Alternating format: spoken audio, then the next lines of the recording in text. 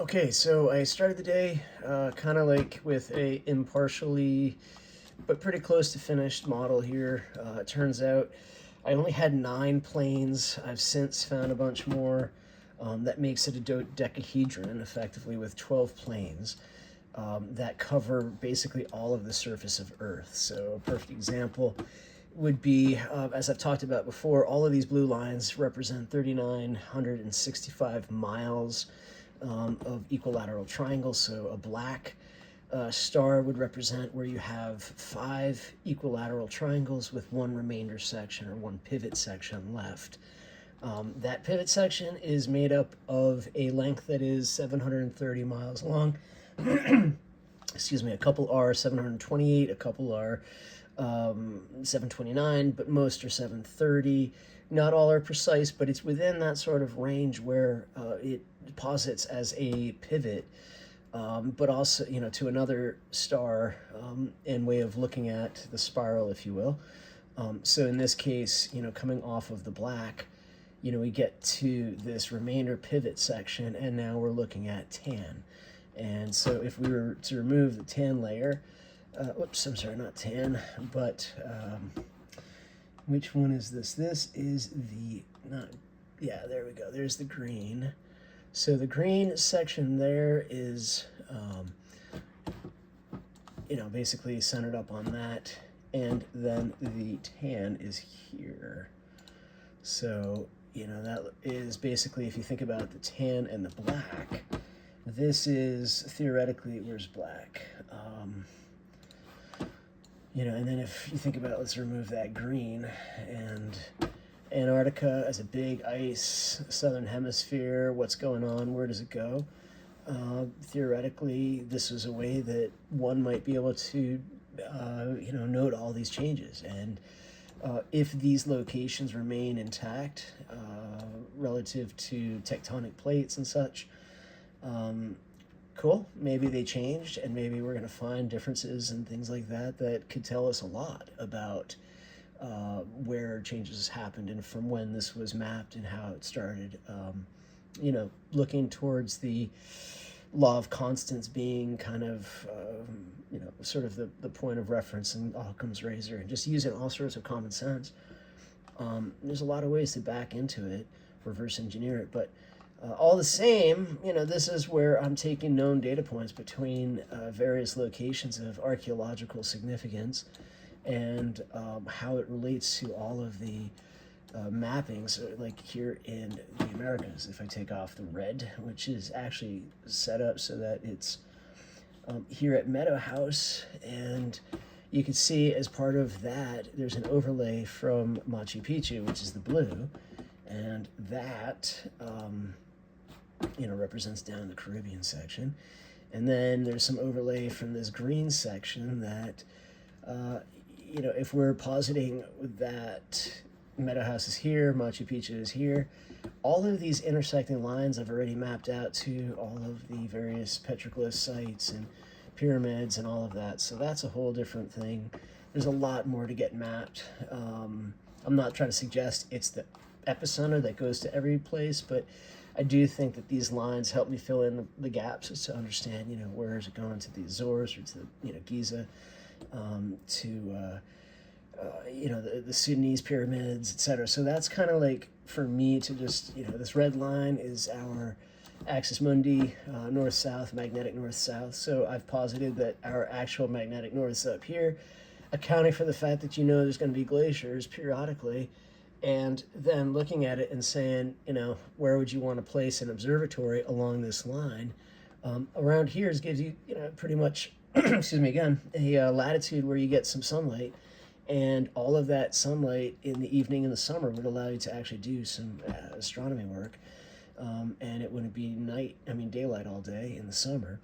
And the same goes here, right? So you wouldn't be right up at the extremes where it's just unable to work the night skies to do high levels of surveying, So I posit that was going on there, and there's a lot of infill here that needs to happen, but, this is the Rapa Nui, this is over to Galapagos, a bunch of lines that come up into areas that I've looked off the coast of California and Mexico, But this lime green, I think, would have been a sunken continent of Mu, and this would have been right on the eastern shore.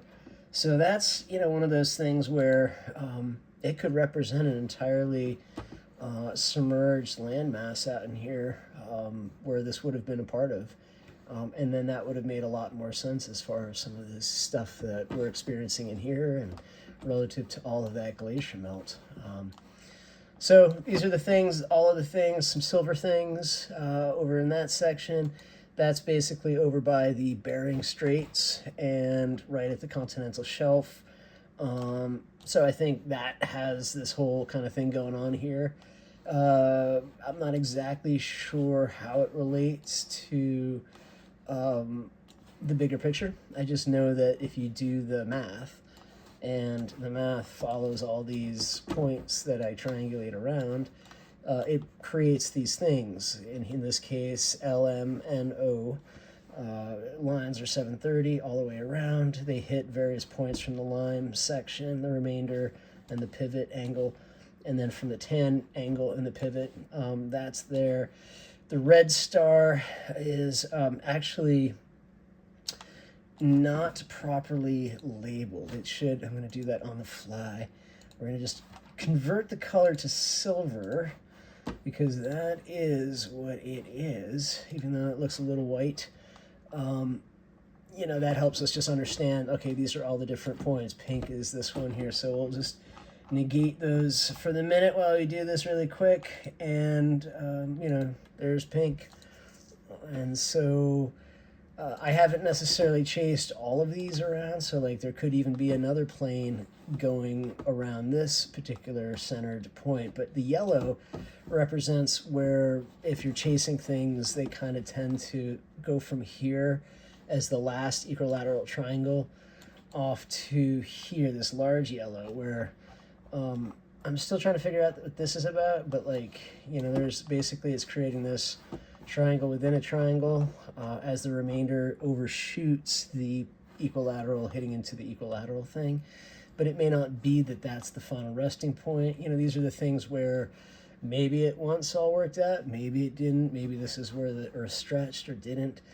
I'm not trying to suggest how and why and where things expand or don't expand, but rather just to try to get the theory out there so that now as we start to understand how things interlock and relate, sites could shift very readily if there's proof and evidence that maybe it was a different location. And I'm not opposed to rethinking everything, but also I know what I can see, and what I can concretely demonstrate is what I've evidenced. So, here's the pink.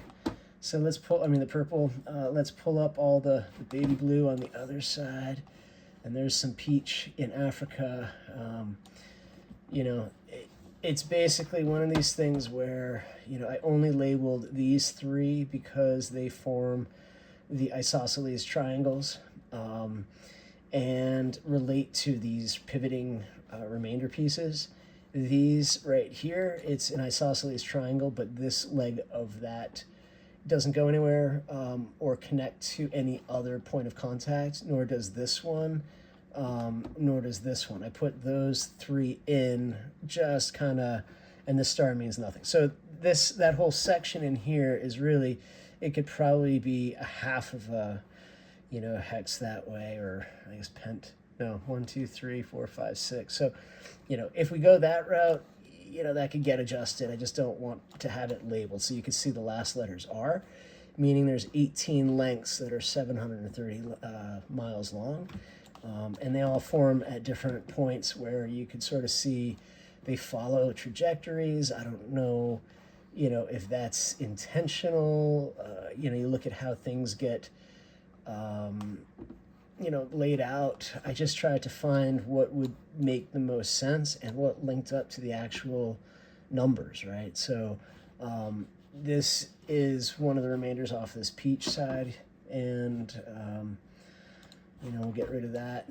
And the baby blue is up top. Oops, there it is. Oops, and that is up there, and then pretty much that is the working model right now. So basically what I've done is I've tried to create as much of a dodecahedron, using this model all the way through so that all points of seawater are covered, and that's exactly what it is. So I'm calling it an ancient GPS at this point, because it would have allowed for really very precise lettering and numbering and understanding of different sites, if you will. And it really would have encompassed the entire world. So it's GPS.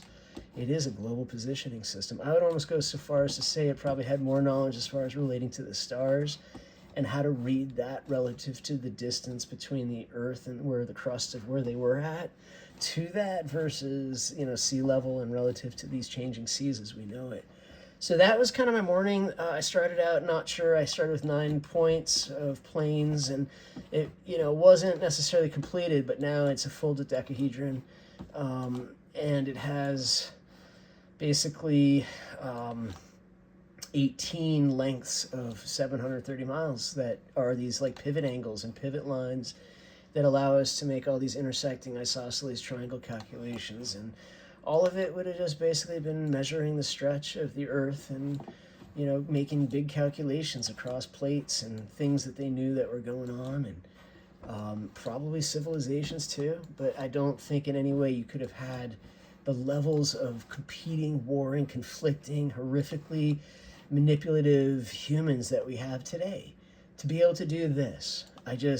In my mind, the levels of mathematical genius of just what they did, I backed into it luckily, and I can't say that without Google Earth any of this is possible, right? Because all of this aerial imaging, all of it is such a leg up, such an advantage to be able to do this. But fundamentally, they were doing this in real time, back in the day, and they were not stupid, not nearly as stupid as we are today. I gotta be honest.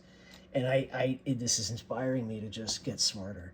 And I'm not trying to throw a whole lot of fuel on the fire of trying to irritate people, but how can you not look at this and say this is brilliant and beautiful? We have religions and states and people fighting wars over how to cut this all up, and none of them appreciating just how beautiful this is for somebody to have come together with so many other people and just been yeah, I believe in this idea that some person's ranting about of how to create a measurement system of this thing that we're on.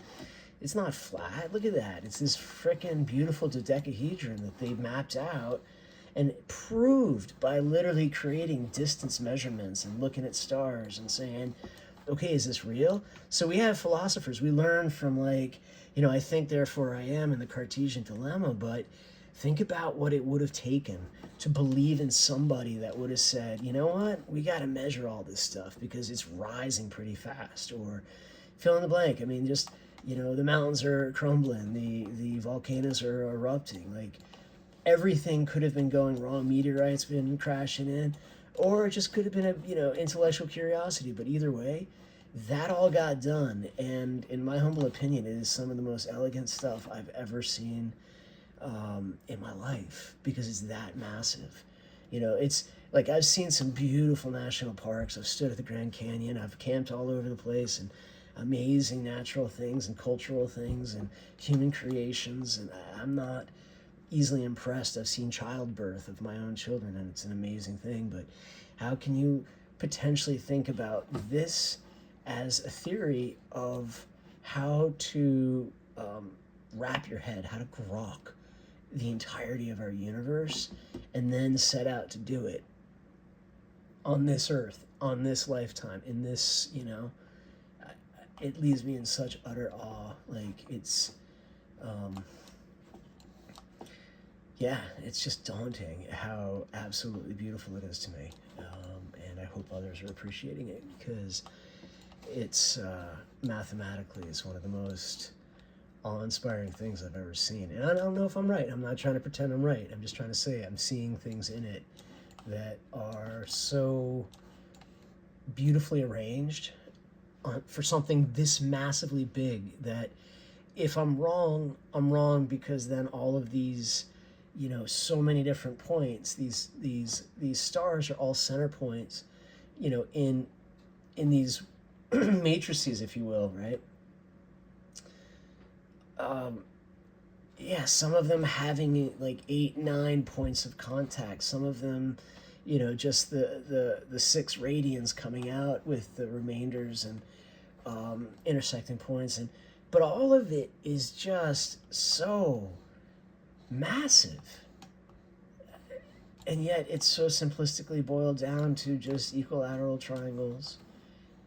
Some isosceles, like some measurements, and like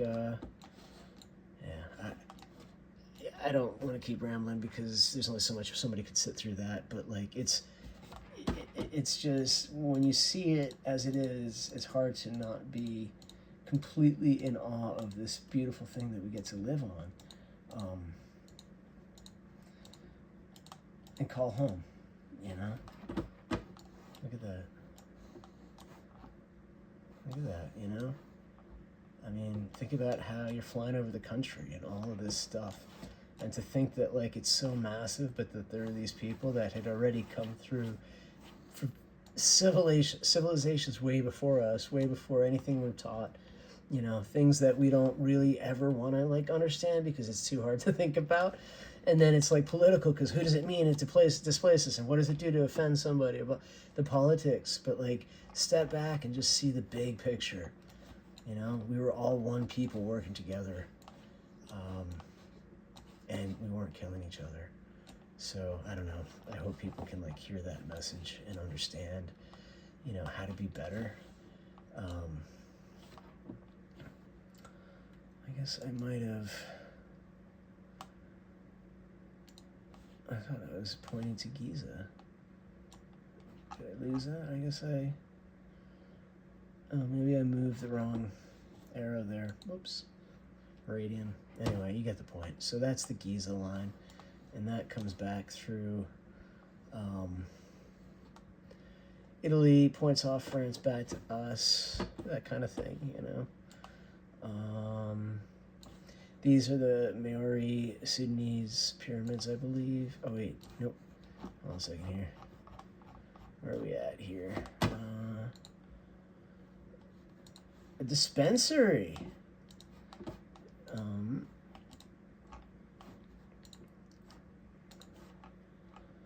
I'm not exactly sure what that line's about, but in any event, yeah,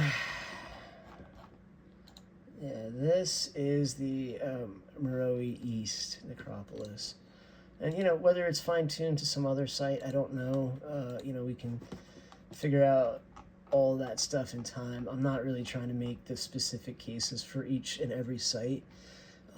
And I hope to work with many smart people to figure out what are those, radians. It's not necessarily because that purple line needs to matter that much, but like it'd be nice to have some sense of, did it have this kind of whole world atlas thing going on here, and how much radiated, and like were there other places out here? I think it's all viable once we like let go and start to realize that it's a lot more than we give it credit for, because it had to be for us to get here. Millions and millions of years as hominids in development. It's not like we only just are dealing with stuff in the last 10, 12,000 years post-apocalypse. I think the human body has a way of forgetting a whole lot of trauma and pain, and an apocalypse could do that. Cataclysmic things could do that. So humans probably had to put a lot of that stuff away for a long time just to survive. And we forget a lot of stuff. A lot of that probably just lost to hands of time, and then it just got grown over and all. So in any event, I hope this is interesting to folks. I find it fascinating. I am just completely in awe of our beautiful planet, and hope that this helps keep people focused on the bigger pictures of what it means to not just be human, but to be human with each other, living on an earth, cohabitating with all the forces of all the things that, like, when you think about, well, how could you use all these things to, like, work together to tell, like, oh, wait, this means we stretch that much. If it was here, it'd be that. If I don't know. Maybe it's nothing to do with land shaping. But to be able to do all these things, this is the Reikat structure in Laurentia. This one was the Kumor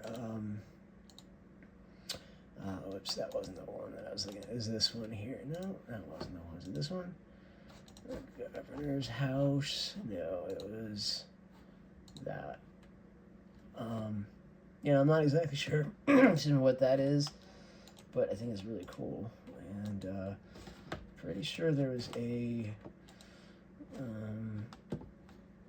pyramid somewhere. Oh, that's pretty cool. And let's see here, the Khmer Pyramid. Nope. Maybe it was like around here. No, I guess not. Oh, there it is. Yeah, alright. So, I guess now we could just drill in. Maybe it was like here in that sort of space, or here. That, like, there's all these things where, yeah, like, it'd be kind of neat to find what's going on in that place. It's all beautiful to me. Okay, peace. Hope everybody's well.